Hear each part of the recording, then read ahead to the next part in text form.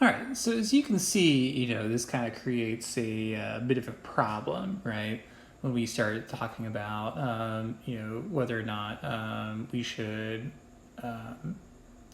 impose people. And this led to all kinds of policies, right? I mean, there used to be a eugenics program in the United States, and to some degree, there's remnants of it. You think about parents who choose to terminate a pregnancy if they believe their child is going to have Down syndrome, right? Like that's technically a form of eugenics, right? But it turns out like the whole like Hitler thing with eugenics and stuff really kind of soured people on like the need for it.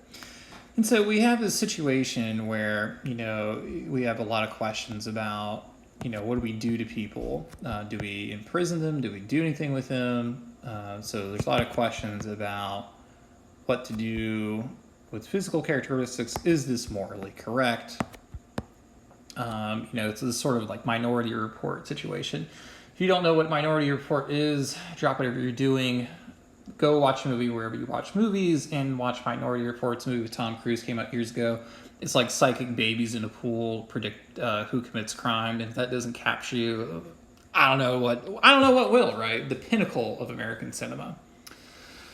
So there's a lot of questions about what to do with this, especially when we start like looking back at problems with Lombroso's research. In that, it's based on Italians, and it doesn't include people from like Pacific Islands or Asia or actually based off Africa, right? So it's a very limited. They're simply indicate like physical attributes are indicators of criminals, but if you start looking at physical characteristics between normal people and the human population, there is no difference between the two. So it's the situation where like, okay, well, there's not actually a difference between, it's not like as if you can identify criminals by their nostrils, right? What a world that would be. So has like this kind of problem, right, where it's not really something we can do, is what it comes down to. Doesn't really make sense. Received poorly for all kinds of reasons.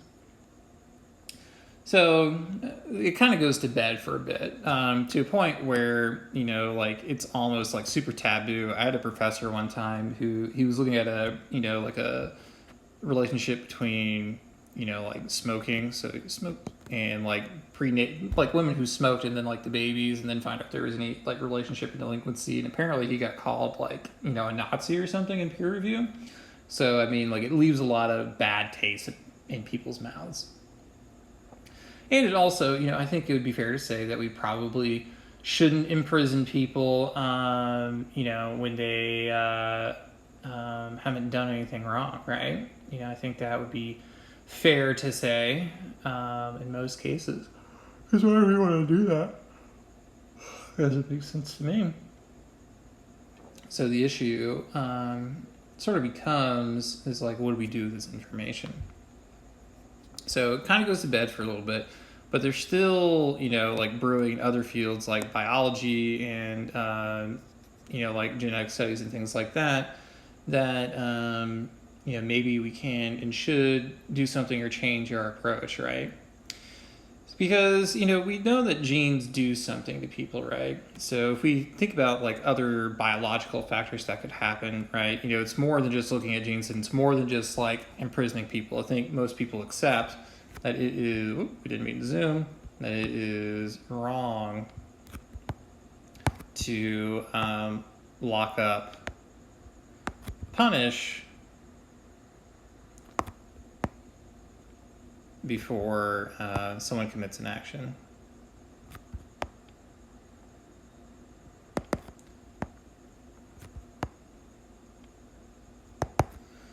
But, at the same time, right, if we look at genetic factors, right, which they arguably play in some role, right, they could play a role with respect to how well someone adapts to criminality. It could play a role in perhaps like how they view and shape their world and things like that. But it's not the only thing, right? So there might be some people that are more prone to being alcoholic, maybe or people are more prone to be drugs, right?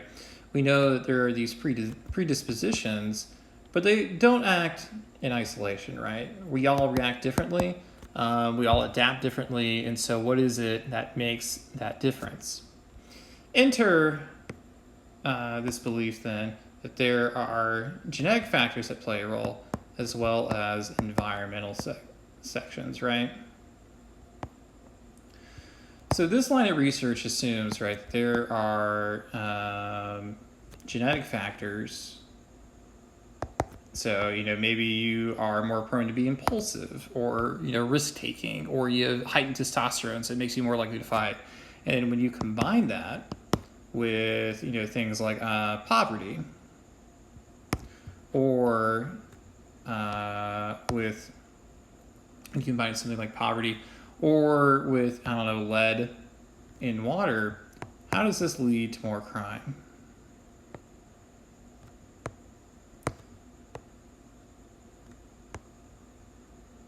So the impulse and the reaction then is that, with this kind of behavior, when you can consult different things, you do end up having more crime when you do have these environmental effects interacting with genetic markers. And so, there's sort of this new belief then is to unpack what about these interactions matters. Now, the truth is, as I've already alluded to before, is that this kind of field of inquiry is really kind of small, nascent in criminology. It's not something that's really studied a lot, although it does exist. And for now, we'll kind of leave it here because it's one thing to know that genes matter, but the pathways and what they interact with is much harder to do, other than telling you like there is things related to drug addiction, there's things related to physicality and stuff like that. And so I think the book covers most of that pretty well. And unfortunately, we're going to have to end that here for this section of module. So little light week, but just know that there are consequences to genetic factors that play a role in criminality, and they have important reasons to shape our views of how we look at people. So until then, see you guys